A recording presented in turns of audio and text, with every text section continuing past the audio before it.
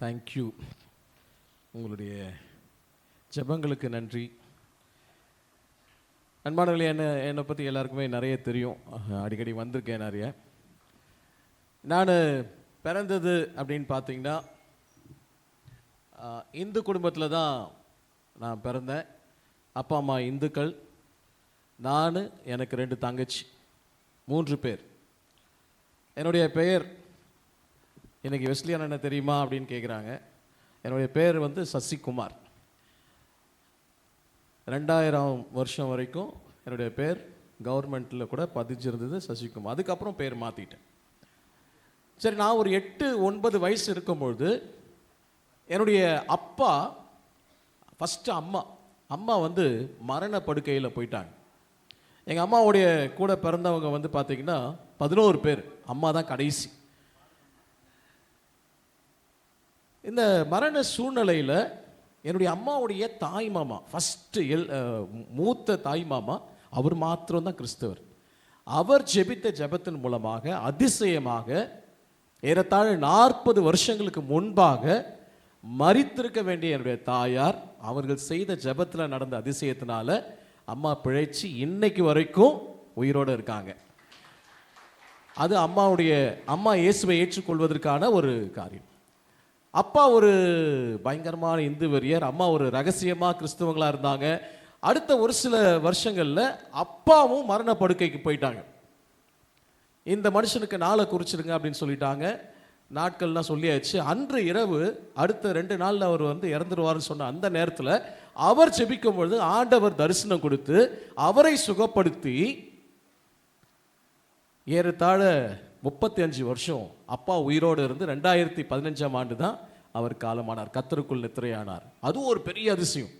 இல்லாட்டி சின்ன வயசுலேயே நான் 8 வயசாக இருக்கும் பொழுதே அப்பா அம்மாவை நான் இழந்திருப்பேன். ஸோ அப்படி தான் அவங்க வந்து இயேசு கிறிஸ்துவை ஏற்றுக்கொண்டாங்க. அதுக்கப்புறமா அவங்க வந்து சர்ச்சுக்கு போக ஆரம்பித்தாங்க. ஃபெலோஷிப் சர்ச்சுக்கு தான் போக ஆரம்பித்தாங்க. சின்ன வயசு, எனக்கு 8 வயசு வரைக்கும் தான் சினிமா பார்த்துருக்கேன். அதுக்கு அப்புறம் நான் சினிமாலாம் பார்க்கல. 15 வயசு வரைக்கும் நான் சினிமா பார்க்கல. 8 வயசு அப்படின்னா எத்தனாவது படிச்சுட்டு இருப்போம்? 3rd standard 4th standard. அதுக்கப்புறம் சினிமாவே கிடையாது. எல்லாரும் சினிமா கதை பேசினாலும் எங்களுக்கு தெரியாது. ஏன்னா அந்த வயசில் எங்களை கூப்பிட்டு போக மாட்டாங்க. ஆனால் நான் நல்ல பையனாக இருந்தேன்னா வெளியில் பார்த்தீங்கன்னா சசினா பயங்கரமான நல்ல பையன். ஆனால் எனக்குள்ளே நிறைய திருட்டு சுபாவம் இருந்துச்சு, பொய் சொல்கிற சுபாவம் இருந்துச்சு, காப்பி அடிக்கிற சுபாவம் இருந்துச்சு. அப்படியே கொஞ்சம் கொஞ்சமாக அப்படியே இருந்துச்சு. வீட்டிலேருந்து தெரியாமல் காசு எடுத்துகிட்டு போயிட்டு ஏதாவது வாங்கி சாப்பிட்றது, நிறைய தவறுகள் வந்து எனக்குள்ளே செய்து கொண்டே இருந்தேன். சர்ச்சுக்கு சும்மா அப்படி போவேன். எனக்கு அந்த அளவுக்கு ஒரு அனுபவம் இல்லை. 15 வயசாச்சு. எத்தனாவது படிப்பாங்க? 15 வயசில் எத்தனாவது படிப்பாங்க? 10வது பரீட்சைக்கு எச்எம்மோட வீட்டுக்கு போயிட்டு ஈவினிங் ஸ்டடிக்குன்னு கூப்பிட்டு போனாங்க. இங்கே வந்து படிக்கணும், பரீட்சை எழுத போகிறோன்னு. அப்போ தான் எனக்கு நிறைய விஷயங்கள் வந்து பசங்க சொல்லித்தராங்க. உலகத்தில் இவ்வளோ இஷ்டங்கள் இருக்குடா, இவ்வளோ சிற்றின்பங்கள் இருக்குது. 6 மணிலேருந்து 9 மணி வரைக்கும் டியூஷனு. வா சினிமாவுக்கு போகலாம். நான் சினிமாவுக்கு போய் ரொம்ப வருஷம் ஆச்சுராச்சு. வாடா, யாரா பார்க்க போகிறாங்க சினிமா? பல அசுத்தமான புத்தகங்கள், பல அசுத்தமான பழக்கங்கள். அவ்வளோதான். இந்த உலகத்தை தெரிஞ்சிக்காமல் இத்தனை வருஷத்தை நீ வேஸ்ட் பண்ணிட்டியாடா அப்படின்னு சொல்லி எனக்குள்ளேயே நான் சொல்லிக்கிட்டு பரீட்சை எப்படி எழுதுனேனே தெரியல. அது பரீட்சை தானேன்னு தெரியல. நான் படித்தது சிபிஎஸ்சி சிலபஸ்ஸு. ஹிந்திலேயும் இருக்கும், இங்கிலீஷ்லேயும் இருக்கும் கொஷின் பேப்பரு. வேறு ஸ்கூலில் போய் பரீட்சை எழுதுவேன். ஏன் என்ன வேறு ஸ்கூலுக்கு கொண்டு போகிறாங்கன்னே தெரியாது. ஏதோ ஒன்று எழுதி விடுவேன், அவ்வளோதான்.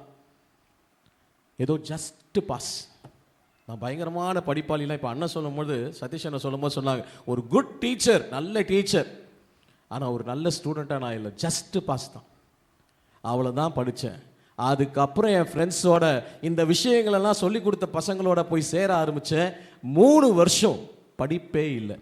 எத்தனை வருஷம் படிப்பு இல்லை? 3 வருஷம். அவ்வளோதான். என்னென்னமோ பண்ண ஆரம்பிச்சிட்டேன். ஸ்மோக் பண்ண ஆரம்பிச்சிட்டேன், தண்ணி அடிக்க ஆரம்பிச்சிட்டேன். ஒரு நாளைக்கு 3 படம் பார்க்க ஆரம்பிச்சிட்டேன். அந்த 3 படம் பார்க்கறதுக்கு ₹1 டிக்கெட். அப்போல்லாம் அந்த ₹1 கிடைக்கணும்னா ₹3 கிடைச்சதுன்னா 3 படம் பார்த்துடலாம். அந்த ₹3 கிடைக்கிறதுக்காக என்னென்னமோ பண்ணுவேன். யார்கிட்ட போய் கெஞ்சுவேன். படத்தின் மேலே அவ்வளோ ஒரு வெறி. அப்பா சேர்த்து விட்டாங்க, ஐடிஐயில் சேர்த்து விட்டாங்க. படிப்பு ஏறல. படம் பார்க்கணும், படம் பார்க்கணும், இதை பண்ணணும், ஸ்மோக் பண்ணணும், இதுதான் என்னுடைய வாழ்க்கையின் இதுவாக இருந்துச்சு. வீட்டில் எப்படி தெரியுமா இருக்கும்? அம்மாவும் அப்பாவும் எப்போவுமே அம்மா வந்து என்ன பண்ணுவாங்கன்னா கண்ணீர் சிந்திகிட்டே இருப்பாங்க. ஐயோ எப்படியாவது இந்த பையனை வந்து ஆண்டவரே நீங்கள் ரட்சியுங்க சுவாமி. சர்ச்சில் பார்த்தீங்கன்னா இப்போ ஃப்ரான்சிஸ்லாம் இருக்காங்க இல்லையா, ஃப்ரான்சிஸ் கிளாடி அவங்களுடைய அப்பா அம்மாலாம் சர்ச்சில் வந்து எல்லாருமே அழுவாங்க, அழுது ஜெபம் பண்ணுவாங்க. எல்லாருமே அங்கே இன்றைக்கி இருந்த அந்த சபையார் எல்லாருமே அழுது ஜெபம் பண்ணுவாங்க. இப்படியாவது சசியை திருத்துங்க சுவாமி, ஒரு கீழ்ப்படியாத பையனாக இருக்கான். பைபிளில் இவ்வளோ பெரிய பைபிள் தூக்கிட்டு போக மாட்டேன், சின்ன பைபிள் தான் எடுத்துகிட்டு போவேன். ஏன் சொல்லுங்கள் பார்ப்போம்? சினிமா தேட்டருக்குள்ளே போகும்போது பைபிள் எங்கே வச்சுட்டு போயிடலாம்? சண்டே காசு கொடுப்பாங்க, பஸ்ஸுக்கு வரத்துக்கு காசு. அது பைபிளை வாங்கி இங்கே வச்சுட்டு காசு எடுத்துகிட்டு சினிமா தேட்டருக்கு போயிடுவேன். அவ்வளோ அட்டுழியம் பண்ணிகிட்டு இருந்தேன். என்னை பார்த்து சொந்தக்காரங்களாம் சொன்னாங்க, ஏன் இந்த பையன் இப்படி சுற்றிட்டு இருக்கான், ஏன் எங்கள் வீட்டில் வந்து உட்காந்துட்டு இருக்கான். சர்ச்சில் சொன்னாங்க, ஐயோ இந்த பையன் திருந்தவே மாட்டானா. ஆண்டவர் தான் ஒரே நம்பிக்கை. எங்கள் அம்மா வீட்டில் ஒரே அழுக. எங்கள் அப்பா ஏதாவது கேட்டாருன்னா வரியா, என் கூட சண்டைக்கு வரியா அப்படின்னு அப்பாவை கூப்பிடுவேன் சண்டைக்கு. பயங்கரமான ஒரு ரவுடித்தனம் மாதிரி, அப்படியே ஒரு முரட்டாட்டம். எனக்குள்ளே பிசாசு பிடிச்சிட்டு எப்படி இருப்பாங்களோ அந்த மாதிரி பாவம் பாவம் பாவம் பாவம் பாவம். எப்போவுமே நைட்லாம் தூங்க மாட்டேன். எங்கேயாவது சினிமாவுக்கு போயிட்டு அப்படியே சுடுகாடு பக்கமாக அப்படியே நடந்து போயிட்டே இருப்பேன், பயமே இருக்காது. அந்த அளவுக்கு ஒரு வீணாய் போன ஒரு வாழ்க்கை. படிப்பு அவ்வளோதான், 10ஆவதோட முடிஞ்சிச்சு. எத்தனாவது முடிஞ்சிச்சு? அப்போ அங்கிள் நீங்கள் 10ஆவது தான் படிச்சிருக்கீங்களா? 10ஆவது வரைக்கும் தான் படித்தேன். பெற்றோருக்கு கண்ணீர் சிந்துற ஒரு வாழ்க்கையை நான் வாழ்ந்துட்டு இருந்தேன். இதுதான் என்னுடைய சூழ்நிலையாக இருந்துச்சு. சில நேரங்களில் சில சின்ன சின்ன கம்பெனிகளில் போய் ஒர்க் பண்ணிவிட்டு காசு கிடச்சதுன்னா சினிமாவுக்கு போகிறது. கேட்பாங்க, சிபிஎஸ்சியில் படித்த பையனாச்சப்பா, ஏன் இப்படி சுற்றிட்டு இருக்க? நான் ஐடிஐ தான் படிச்சிருக்கேன், நான் சூப்பர்வைசராக இருக்கேன், நீ ஏன் இந்த வேலை செஞ்சுட்டு இருக்கேன்லாம் கேட்பாங்க. எனக்கு பணம் தேவை, இந்த இச்சை தேவை, படம் தேவை, குடி தேவை, ஸ்மோக்கிங் தேவை, இதுதான் எனக்கு தேவைன்னு சொல்லி வாழ்ந்து அப்படியே அழிந்து கொண்டிருந்த நாட்களில் தான் ஒரு அங்கிள் வந்து என்னை சேலத்துக்கு கூப்பிட்டு போனாங்க. சேலத்தில் நம்முடைய சபை இருந்துச்சு, ஒரு கிளை சபை இருந்துச்சு. அந்த இடத்துல அங்கே இருக்கக்கூடிய மோசஸ் சார்ல்ஸ் அங்கிள், எத்தனை பேருக்கு உங்களுக்கு தெரியுமோ தெரியாது, அவங்க தான் வந்து என்னை அங்கே வந்து வழிநடத்தினாங்க. அங்கே போய் பார்த்தா பசங்க, வாலிப பசங்களாம் ரொம்ப சந்தோஷமாக இருக்காங்க. அவங்களுக்குள்ள சினிமா பார்க்குற பழக்கம் இல்லை, சிகரெட் பிடிக்கல, தண்ணி அடிக்கல, எதுவுமே பண்ணல, ஆனால் சந்தோஷமாக இருக்காங்க. அப்போ தான் யோசித்தேன், தப்பு பண்ணாமல் இந்த காரியங்கள்லாம் பண்ணாமல் சந்தோஷமாக கிறிஸ்துவுக்குள்ளேயே இருக்க முடியுமா? அப்போ எல்லா பசங்களும் எங்கே படுத்து தூங்குவாங்கன்னு பார்த்தீங்கன்னா சர்ச்சில் படுத்து தூங்குவாங்க. நான் ரட்சிக்கப்படல, இயேசுவை ஏற்றுக்கொள்ளன்னு சொல்லிட்டு மாட்டுக்கொட்டை பக்கத்தில் படுக்க வைப்பாங்க. நீ சர்ச்சில் படுக்கக்கூடாது, எல்லா பசங்களும் இங்கே படுத்துட்டு இருப்பாங்க. யோசித்தேன், இந்த இடமே சத்தியம் கேட்டிருக்கேன் இல்லையா, எத்தனையோ தடவை சர்ச்சுக்கு போயிருக்கேன். இந்த இடத்துலையே இப்படி ஒரு பிரிவினை இருந்துச்சுன்னா நான் இறந்ததுக்கு அப்புறம் நரகத்துக்கு போனால் எவ்வளோ கஷ்டமாக இருக்குமோ. இந்த பசங்களை மாதிரி நானும் இயேசுவை ஏற்றுக்கொள்ளணும்னு சொல்லி ஜெபிக்க ஆரம்பித்தேன். எல்லா பாவத்தையும் அறிக்கையிட ஆரம்பித்தேன். ஆண்டவர் எனக்கு ரட்சிப்பின் வசனத்தை கொடுத்தார். ரோமர் 6வது அதிகாரம் 22வது வசனம் யாராவது எடுத்து வாங்க, வாசிக்கிறீங்களா? ரோமர் 6வது அதிகாரம் 22வது வசனம் வாசிக்கிறீங்களா? நான் வாசிச்சுட்டுமா?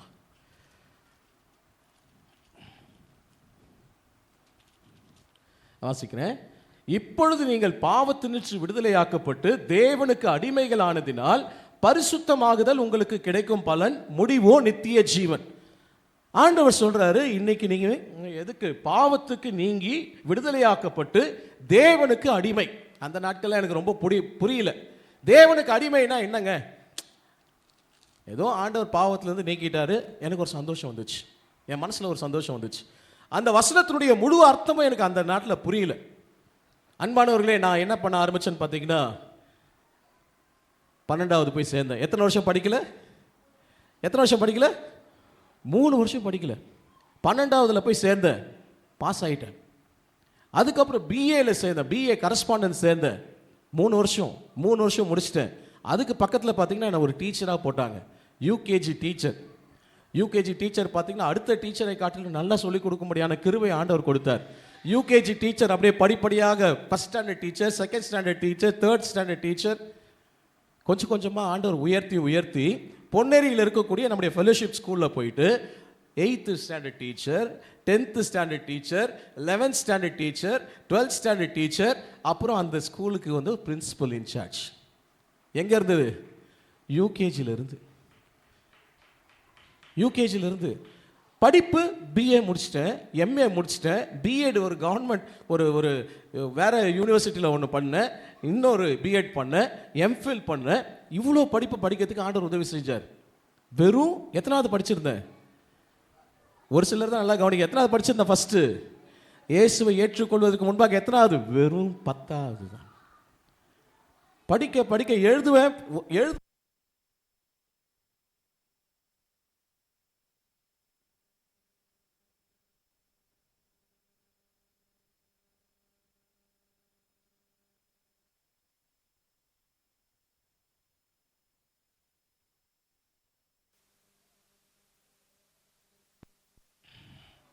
ஓகே, சரி. 10வது படித்த ஒரு நபருக்கு ஆண்டவர் பெரிய படிப்புகளை முடிக்கிறதுக்கு ஆண்டவர் உதவி செய்தார். யூகேஜியில் ஆரம்பித்து எங்கே எடுத்துன்னு போய் வச்சுட்டாரு? பிரின்சிபல் இன்சார்ஜ் மாதிரி. இது படிப்பில் ஆண்டவர் கொடுத்த ஆசீர்வாதம். சரி, அடுத்தது பார்த்தீங்கன்னா திருமண வாழ்க்கை. 1998ஆம் ஆண்டு எனக்கு கல்யாணம் நடந்துச்சு. ஆண்டவருடைய சித்தத்தின்படி எனக்கு திருமணம் நடந்துச்சு. நான் ரொம்ப பரிசுத்தவானா இருந்தேனா அப்படின்னு பார்த்தீங்கன்னா, நான் ரட்சிக்கப்பட்டதுக்கு அப்புறம் கூட சில என்ன வந்துச்சு, ஏற்ற தாழ்வுகள் வந்துச்சு. கொஞ்ச நாள் நல்லா ஜபிக்கிறவனா இருந்தேன், கொஞ்ச நாள் ஜபம் பண்ணாதவனா இருந்தேன். எப்போல்லாம் நான் ஜபம் பண்ணாமல் இருந்தனோ குடும்பத்தில் என்ன வரும் தெரியுங்களா? என்ன வரும்? சண்டை வரும். என் ஒய்ஃப் நல்லா பேசுவாங்க. என்ன பண்ணுவாங்க? நல்லா பேசுவாங்க, கோவப்படுத்துகிற மாதிரி பேசுவாங்க. நான் என்ன தெரியுமா பண்ணேன்? கோவத்தில் என்ன பண்ணிடுவேன்? அடிச்சிருவேன். கணவன் மனைவியை அடிக்கக்கூடாது, ஆனால் நான் சில நேரங்களில் அடிச்சிருக்கேன். ரொம்ப பிரச்சனை வீட்டில். இந்த பிரச்சனைக்கு காரணம் என்னன்னு பார்த்தீங்கன்னா, நாங்கள் 2 பேரும் சேர்ந்து ஜெபிக்காமல் அநேக நாட்கள் இருந்தோம். ஏதாவது ஒன்றுனாலும் சண்டை நடக்கும். திடீர்னு மாமனார் மாமியார் இங்கே வீட்டுக்கு வருவாங்க. ஒரே பிரச்சனை. ஆண்டவர் எனக்கு அழகான 2 குழந்தைகள் கொடுத்தார். ஆனால் அந்த குழந்தைகள் கூட அந்த சண்டையில் தான் பல நேரங்களில் வளர்ந்தாங்க. அன்பானவர்களே, இப்படிப்பட்ட சூழ்நிலையில் என்னுடைய குடும்பம் ஒரு சில மாதங்கள் என் ஒய்ஃப் என்னை விட்டு போயிட்டாங்க. இவர் அடிக்கிறாரு அப்படின்னு சொல்லி போயிட்டாங்க. எனக்கு ஒய்ஃப்னா ரொம்ப பிடிக்கும், பிள்ளைங்கன்னா ரொம்ப பிடிக்கும். இந்த மாதிரி சர்ச்சுக்கு வரும்போது, குடும்பமாக வரும்போது எவ்வளோ சந்தோஷமாக இருக்கும். எல்லாரும் குடும்பமாக உட்காந்துட்டு இருப்பாங்க, நான் மட்டும் தனிமையாக உட்காந்துட்டு இருப்பேன். என் பிள்ளைங்க அங்கே இருப்பாங்க, என் மனைவி அங்கே இருப்பாங்க. எனக்கு ரொம்ப மனசு கஷ்டமாயிருச்சு. ஐயோ, எனக்கு ஆண்டவர் கொடுத்த மனைவியை, என்னுடைய பிள்ளைகளை நான் ஆண்டவருக்குள்ளே வளர்க்க முடியாமல் ஒரு சாட்சி இல்லாத ஒரு வாழ்க்கை வாழ்கிறேன்னு திரும்பி ரொம்ப அதிகமாக ஆண்டவர் சமூகத்தில் நான் அழுது பயங்கரமாக ஜெபம் பண்ணேன். அப்போ கிருபானன் தான் எங்களுடைய மாமனார் மாமியார் இடத்துல பேசி, என் ஒய்ஃப் கிட்ட பேசி 2009ஆம் ஆண்டு, எத்தனை வருஷத்துக்கு முன்னாடி? 2026, 17 வருஷத்துக்கு முன்னாடி நடந்த ஒரு சம்பவம் இது, பிரிவினை. ஏன்? நாங்கள் 2 பேர் சேர்ந்து ஜெபிக்கலை. ஸோ அப்படிப்பட்ட ஒரு சமாதானம் இல்லாத ஒரு குடும்பத்தில் நான் எப்போ என்னை ஆண்டவருக்கு தாழ்த்தி கொடுத்து ஜெபிச்சனோ, என் மனைவி ஒரு சில மாதங்கள் என்னோடு சேர்ந்தாங்க. 2009 இந்த 2026ஆம் ஆண்டு வரைக்கும் 17 வருஷமா என் கை நான் ஒய்ஃப் அடிக்கிறதுக்கு தூக்கிறதே இல்லை. ஆண்டவர் எனக்கு விடுதலை கொடுத்தாரு. இந்த அடிக்கிற மனுஷனை, கொடூரமான மனுஷனை அன்பான ஒரு கணவனாக என் மனைவிக்கு இருக்கும்படியாக ஆண்டவர் உதவி செய்தார். அல்லேலூயா சொல்லாமா? சமாதானம் இல்லாத குடும்பத்தில் ஆண்டவர் சமாதானம் கொடுத்தார். என்னுடைய தாய்க்கு நான் என்ன வர வச்சேன்? இன்னைக்கு எங்கள் அம்மாவுக்கு 74 வயசு. இப்போ ரொம்ப சிக்காக இருக்காங்க. நடக்க கூட முடியாத சூழ்நிலையில், காலும் கீழே விழுந்து உடஞ்சி மாவு கட்டு போட்டு லிவர் ஃபங்க்ஷன் ஆகாத சூழ்நிலையில், இப்போது எங்கள் அம்மா கிருபான கடைசியாக எங்கள் வீட்டுக்கு வரும்போது எங்கள் அம்மா அவங்கக்கிட்ட சொன்ன வார்த்தை என்ன தெரியுமா? என்னுடைய பையன் சசி தான் என்னை நல்லா பார்த்துக்கிறான். எப்படிப்பட்ட ஒரு மகனாக ஆண்டவர் மாற்றினாரு? கண்ணீர் வர வச்ச ஒரு மகனை ஆண்டவர் எப்படி மாற்றினாரு? அன்பானவர்களே, நம்முடைய வாழ்க்கையில் ஆண்டவரை விட்டு விலகி போகும்பொழுது ஆசீர்வாதம் கிடையாது. ஆண்டவர் கிட்ட நான் வரும்பொழுது என்னுடைய படிப்பை ஆசீர்வதிச்சாரு, என்னுடைய வேலையை ஆசீர்வதிச்சாரு. அந்த எல்ஏஎஃப் ஸ்கூலில் மாத்திரம் அல்ல, இன்னொரு ஸ்கூலில் 15 ஆண்டுகள் வேலை செஞ்சேன். எபினேசர் மார்க்கஸ், நம்ம கீர்த்தனாவுடைய ஹஸ்பண்ட் இருக்காங்க இல்லையா, எபி, தெரியுமா உங்களுக்கு? அவங்க தான் இப்போ அந்த ஸ்கூலில் ஒர்க் பண்ணுறாங்க. அந்த ஸ்கூலில் 15 வருஷமாக இங்கிலீஷ் டிபார்ட்மெண்ட்டுடைய ஹெச்ஓடி, ஹெட் ஆஃப் த டிபார்ட்மெண்ட்டாக ஆண்டவர் என்னை இருக்கும்படியாக உதவி செய்தார். இங்கிலீஷில் பேசுறதுக்கு எப்படி அப்படின்றதுக்கு ஒரு கம்பெனியில் வச்சு 1 வருஷம் ட்ரைனிங் கொடுத்தார்.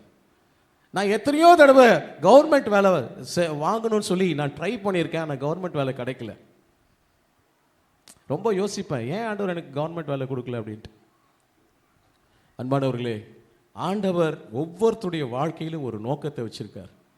என்னுடைய தாயினுடைய கண்ணீரை, என்னுடைய சபையினுடைய ஜெபத்தினுடைய கண்ணீரை, என்னுடைய பாஸ்டருடைய கண்ணீரை அவர் கண்டார். அதற்கு முன்பாகவே நான் என்னுடைய தாயின் கருவில் உருவாகிறதுக்கு முன்பாகவே என்னை முன் குறித்திருக்கிறார் ஊழியத்திற்கு என்று எனக்கு தெரியாமல் இருந்துச்சு. நான் பாட்டு வேலை செஞ்சுட்டு இருந்தேன். கவர்மெண்ட் எக்ஸாமுக்காக நான் ட்ரை பண்ணிட்டு இருந்தேன், எனக்கு கிடைக்கல. ஏன் என்றால் ஆண்டவருடைய வாழ்க்கையில் வேற நோக்கம் வச்சிருந்தார். 2 வருஷத்துக்கு முன்னாடி நான் ஸ்கூலில் வேலை செஞ்சுட்டு இருக்கேன். இந்த மாதிரி ஒரு கூட்டம், எங்கள் கரஸ்பாண்டன்ட் வந்து திங்கட்கிழமை காலையில் இந்த மாதிரி பிரசங்கம் பண்ணுவார் டீச்சர்ஸ்க்கு. அப்போ எனக்கு ஆண்டவர் ஒரு தரிசனம் கொடுக்குறாரு. அந்த தரிசனத்தில் நான் ஒரு காட்சியை பார்க்குறேன். நான் கண்ணை மூடி இப்படி கண்ணை திறக்கிறேன், அந்த காட்சி அப்படியே நிறைவேறுது. எங்கள் கரஸ்பாண்டன்ட் என்னை கூப்பிட்டு பக்கத்தில் நிற்க வைக்கிற மாதிரி நான் பார்க்குறேன். இப்படி கண்ணை மூடுறேன், அந்த காட்சி பார்க்குறேன். உடனே எங்கள் கரஸ்பாண்டன்ட் என்னை கூப்பிட்றாரு, வெஸ்லி வாங்க இங்கே நில்லுங்க, உங்களுக்கு சொத்து என்ன இருக்குது? எனக்கு ஒன்றும் இல்லை சார், லோனில் ஒரு வீடு வாங்கியிருக்கேன், லோனில் ஒரு கார் வாங்கியிருக்கேன், அதெல்லாம் உங்களுக்கு ஒரு சொத்து இல்லை, உங்களுக்கு ஒரு பெரிய சொத்தை நான் கொடுக்குறேன் அப்படின்னு சொல்லிட்டு பெரிய பைபிள் எடுத்து என் கையில் கொடுத்தார். அன்னைக்கு பேசின வசனம், நான் காண்பிக்கும் தேசத்துக்கு நீ போ. அப்போ இந்த ஸ்கூல் ஊழியத்தை விட்டுட்டு நீ வெளியில வா என்று சொல்லி ஆண்டவர் பேசினார். அது மாத்திரம் இல்ல, பல இடங்கள்ல பிரசங்கத்தில் போய் உட்கார்ந்தா இயேசுனை அழைக்கிறார், நீ வா, இயேசுனை அழைக்கிறார் வா அப்படின்னு சொல்லி ரொம்ப நாட்களாக நான் எங்க போனாலும் ஆண்டவர் என்ன ஊழியத்துக்கு அழைச்சிட்டே இருந்தார். 2 கல்யாணம் ஆகிற வயசுல இருக்கக்கூடிய பொண்ணுங்க. அந்த டைம்ல அண்ணன் சொன்னாரு, ஆண்டவர் உனக்கிட்ட பேசியிருக்கார், நீ வா, எழுதி கொடுத்துட்டு வா. எழுதி கொடுத்தா எங்கள் ஸ்கூலில் விட மாட்டாங்க. ஏன்னா முக்கியமான ஃபங்க்ஷனுக்கெல்லாம் நான் தான் மைக்க பிடிச்சி 3 மணி நேரம் ஃபங்க்ஷன் எல்லாம் நடத்துகிற ஆள் நான் தான். ஐயோ நீங்கள் போகக்கூடாது, இவரை விடக்கூடாது அப்படின்லாம் சொன்னாங்க. நான் சொல்லிட்டேன், இயேசு ஆண்டவர் அழைக்கிறார். ஐயோ சார், ஏன் சார் மதியீனமாக பண்ணுறீங்க சார், முட்டாள்தனமாக பண்ணுறீங்களே சார், பொண்ணுங்களுக்கு கல்யாணம் பண்ணி கொடுத்துட்டு போங்க சார், என்ன சார் இந்த நேரத்தில் போய் வேலையை விட்டு போகிறீங்க, எப்படி சார் அப்படின்றாங்க. இந்த ஸ்கூலை நம்பி நான் இத்தனை வருஷம் இருந்தேன். இன்னைக்கு என்ன இந்த உலகத்தை படித்த ஆண்டவர் என்னை கூப்பிட்றாரு, அவரை நம்பி நான் போக மாட்டேனா அப்படின்னு சொல்லிட்டு அன்னைக்கு 2 வருஷத்துக்கு முன்னாடி 2024 ஏப்ரலில் நான் வேலையை ரிசைன் பண்ணிவிட்டு முழு நேர ஊழியத்துக்கு வந்தேன். வந்து திரும்பி பார்க்கும் பொழுது ஆண்டவர் எவ்வளோ அழகாக என்னை நடத்திட்டு வந்திருக்கார். படிக்காத ஒரு முட்டாளாக இருந்தவனை படிக்க வச்சார். இங்கிலீஷ் அந்த அளவுக்கு தெரியாத ஒரு மனுஷனை ஒரு HCL கம்பெனியில் ஆங்கிலேயர்களோட பேசும்படியான ஒரு வேலையை கொடுத்தார். இங்கிலீஷ் கற்றுக் கொடுத்தாரு. சின்ன பிள்ளைங்களோட எப்படி பேசுறதுன்னு சின்ன வயசுலேருந்து 12வது படிக்கிற பசங்க வரைக்கும் என்கிட்ட டீச் பண்ணுறதுக்கு என்னை ட்ரெயின் பண்ணார். அன்பை சொல்லி கொடுத்தாரு.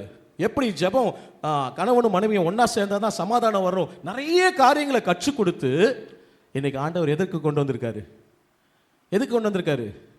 ஊழியத்துக்கு கொண்டு வந்திருக்காரு. இன்னைக்கு உங்கள் முன்னாடி நின்று இப்படி பேசுறதுக்கு எனக்கு தைரியமே முன்னாடி கிடையாது, தெரியாது. எனக்கு ஆங்கிலத்தில் பேச முடியும், ஆங்கிலத்தில் பிரசங்கம் பண்ண முடியுது, தமிழில் பிரசங்கம் பண்ண முடியுது. ஆண்டவர் பல ட்ரைனிங்கு. நாம் இன்னைக்கு நினச்சிட்டு இருக்கோம் நம்முடைய வாழ்க்கையில் ஒன்றுமே இல்லை. என் படிப்பு 0வாக தான் இருந்துச்சு, என் குடும்ப வாழ்க்கை 0வாக தான் இருந்துச்சு, ஃபெயிலியராக தான் இருந்துச்சு. அது மாத்திரம் இல்லை, எனக்கு வியாதி 36 வயசில் ஒரு பக்கம் ஃபுல்லாக மறுத்து போச்சு. எப்படி நடப்பேன் அப்படின்னா 2 காலம் இப்படி தடவி நடந்துட்டு 36 வயசில் நடக்க முடியாது. கழுத்து வலி, கழுத்தில் அந்த பேண்டை போட்டு சுற்றி இருப்பேன், நெக் பேண்டு. வண்டி ஓட்ட முடியாது, இந்த 2 விரல் வலிக்கும், இந்த 2 விரல் வலிக்கும், கால் வலிக்கும், கை கால்லாம் மறுத்து போயிடும். பயங்கர கஷ்டப்பட்டேன். இன்னைக்கு ஆண்டவர் எங்கெங்கேயோ ஓடும்படியான பலத்தை ஆண்டவர் கொடுத்துருக்கிறார். நிறைய பலவீனங்கள் சரீரத்தில் இருக்க, ஆனால் ஆண்டவர் பலம் கொடுத்துருக்கிறார். படிக்காத முட்டாளை படிக்க வச்சார். வெறும் வேலை இல்லாத ஒரு UKGயில் ஆரம்பித்தவர் ஒரு பிரின்சிபலாக மாற்றினார். சமாதானம் இல்லாத வாழ்க்கையில் ஆண்டவர் எனக்கு சமாதானத்தை கொடுத்து இன்னைக்கு நல்ல ஒரு துணைவி மனைவியை கொடுத்துருக்கார், 2 பிள்ளைகளை கொடுத்துருக்கார். ஆண்டவர் அற்புதமாக வழிநடத்தி வருகிறார். இன்னைக்கு எங்கெங்கேயோ ஊழிய செய்யும்படியாக ஆண்டவர் கிருபை செய்து வருகிறார்.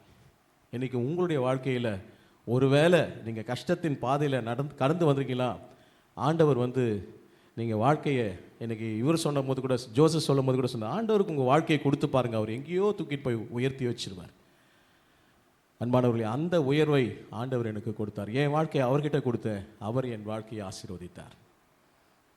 எத்தனை பேர் அதை குறித்து சந்தோஷப்படுறீங்க? நான் எழுதிய ஒரு பாடல், என்னுடைய வாழ்க்கையை சாட்சியை வச்சு எழுதிய ஒரு பாடலை நான் உங்ககிட்ட பாடி நான் முடிச்சிடுறேன். ஃப்ரான்சிஸ் அவரும் நானும் சேர்ந்து நான் பாடுறோம் அந்த பாடு. கருவில் உருவாகும் முன்னே என்ற ஒரு பாடல். டேவிட் அந்த ஃபோன் மட்டும்.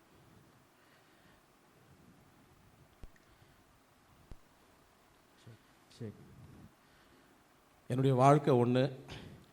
நிறைய பேர் பேசும்பொழுது, நிறைய ஊழியக்காரர்கள் பேசும்போது ஆண்டவர் பேசின வார்த்தைகள், அதில் கிருபான பேசின ஒரு வார்த்தை வந்து என்னுடைய முதல் சரணமாக இந்த பாட்டில் இருக்கும்.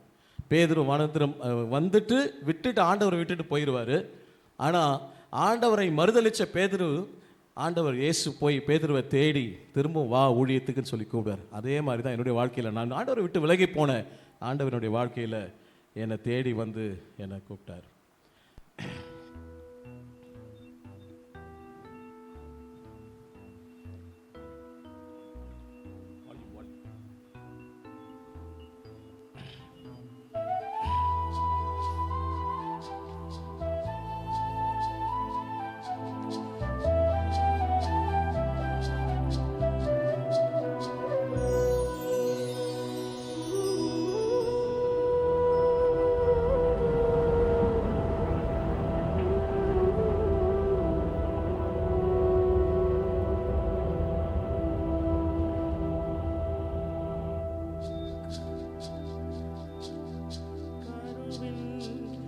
உருவாகும் முன்னே கண்கள் உருவாகும் முன்னே கண்கள் கண்டதே என்னை, விழுந்தேன் உமை விட்டு போனேன், தொடர்ந்து உந்தன் அன்பாலே பிரிந்தேன் உமை விட்டு போனேன், தொடர்ந்து உந்தன் அன்பாலே. மறந்தேனே அன்று, மறப்பேனோ இன்று, உந்தன் அன்பாலே திகைத்து போனேன். மறந்தேனே அன்று, மறப்பேனோ இன்று, உந்தன் அன்பாலே நான் திகைத்து போனேன்.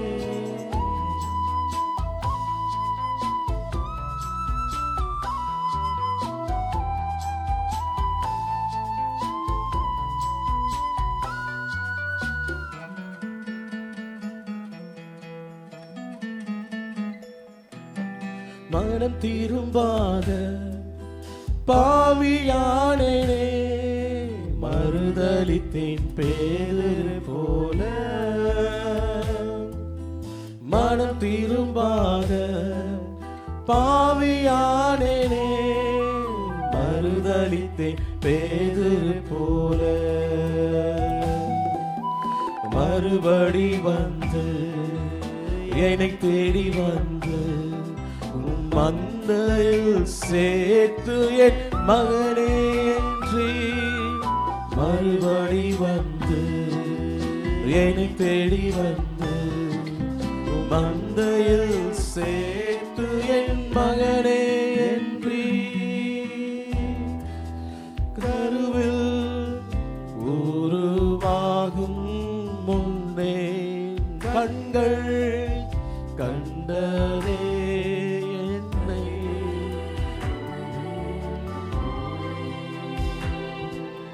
தொடர்ந்து உந்தன் அன்பாலே.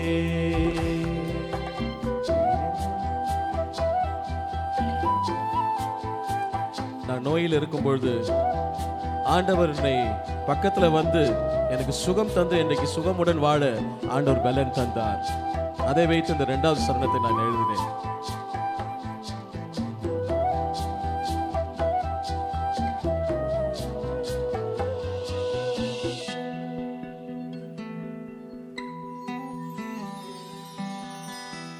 நோயுற்ற நேரம் நம்பிக்கை இல்லை, உழைந்து போனேன் உள்ளத்திற்குள்ளே.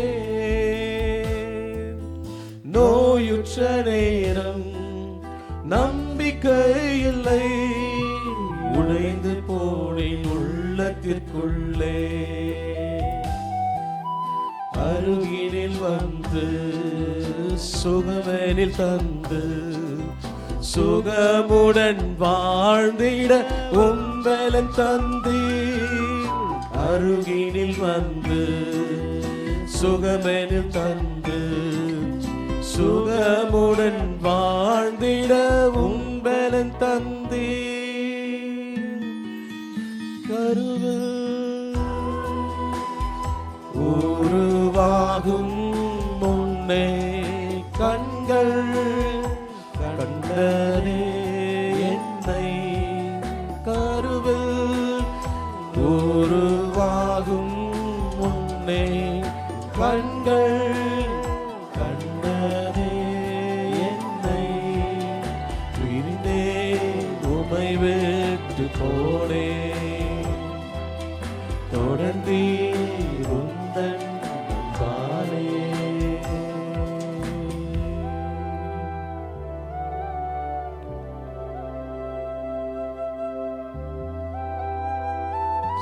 ஆண்டவரை அறிந்தவர்கள் எனக்காகவும் என் குடும்பத்திற்காகவும் நான் செய்து வருகிற ஊழியத்திற்காகவும் தயவு செய்து ஜெபித்துக் கொள்ளுங்கள். Thank you so much. இந்த சாட்சிக்காக நாம் ஆண்டவருக்கு நன்றி செலுத்துவோம். உண்மையாகவே